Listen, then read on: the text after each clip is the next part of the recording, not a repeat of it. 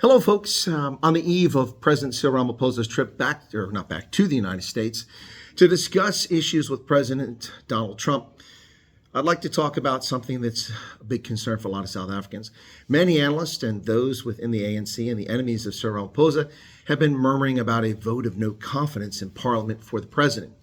I've seen no evidence of that. It's just talk from what I know. But then again, I don't sit in the corridors of Parliament, and maybe there's more to it. Anyway, I'm not here to promote or rubbish the notion of a vote of no confidence.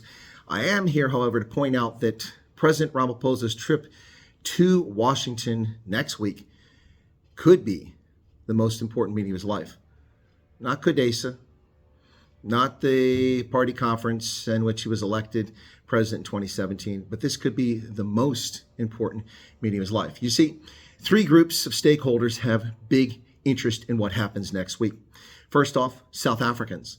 No South African should have to go through what is coming if this trade deal isn't worked out, a 31% tariff on all South African goods, which will eviscerate South Africa's economy. Be devastating. I don't want to see that happen. You don't want to see that happen. I don't think Cyril really wants to see it happen. So his trip is critically important for those folks.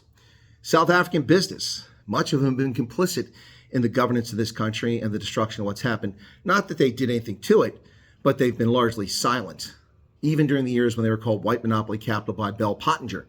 No, we haven't forgot about that propaganda. It's still there. It rubbished business in this country and tarnished race relations illegitimately. But South African business has a lot at stake here, a lot at stake. And they'd better step up, or they're going to find themselves in a very sticky wicket very soon. Sorry for the cricket reference. I know I'm a rugby guy, but it's just appropriate, a sticky wicket. So, and the third interested party, stakeholder in all this is Cyril Ramaphosa himself. Should he come back from Washington having antagonized President Trump and get himself Rasul'd, that's not going to happen, but get himself Zelensky'd, that could very well happen.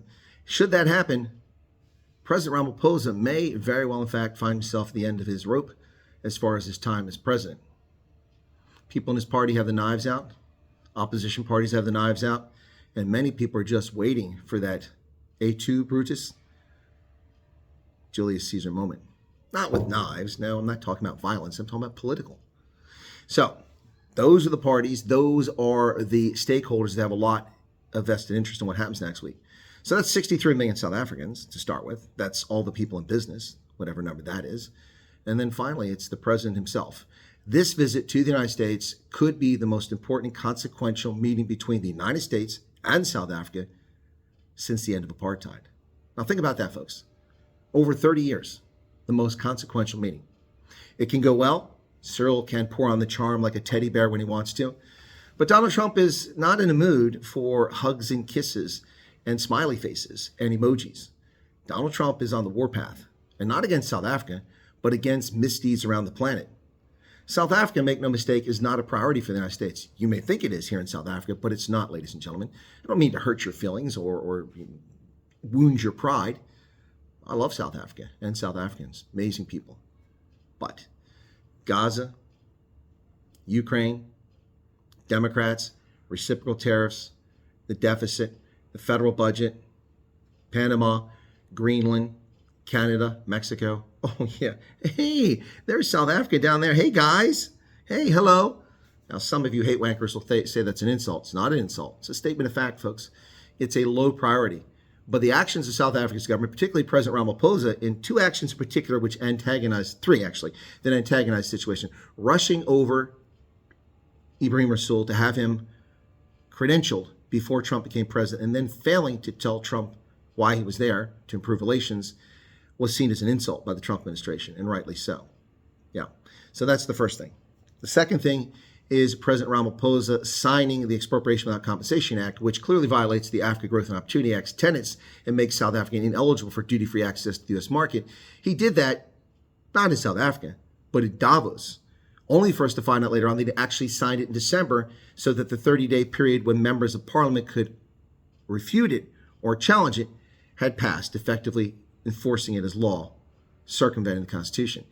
That was seen as a slight. And finally, when President Ramaphosa got up to speak at a State of the Nation address in which he's supposed to talk about the state of things in South Africa, among his first comments were, "We will not be bullied." a clear insult message for Donald Trump. Now, he's not been doing that recently, and that's good. But it's South Africa that's antagonized the United States, not the other way around. Your feelings of being antagonized are illegitimate. If you're angry that the United States cut off $500 million in annual aid, well, maybe you should have taken responsibility for PEPFAR some time ago. You remember it was a 5-year temporary program established by President Bush in 2003. And 22 years later, the United States is still footing the bill for HIV in South Africa. When does South Africa take responsibility for its own responsibilities? So that's not antagonism. That's simply the United States ending its generosity. Now, the method was done. We can argue it was unfair. It was immoral. That's a fair argument, but that's not the conversation here. That's for the NGOs and the people who are suffering from HIV. But this antagonism is not generated by the United States. It's generated by South Africa. And therefore, folks, South Africa has the most to gain or lose from President Ramaphosa's meeting with Donald Trump next week. We shouldn't hold our breath because we'll all just turn blue and pass out between now and then. But I know people are waiting with bated breath to see what happens. I hope for the best. I've sent an open letter to President Cyril Ramaphosa, advice from my perspective as an American who understands and knows South Africa, the United States, inside and out, the politics, the culture. He doesn't have to listen to me, but my advice will probably win him friends and allies in Washington, not get him sent home like Zelensky. What say you, South Africa? What say you, world?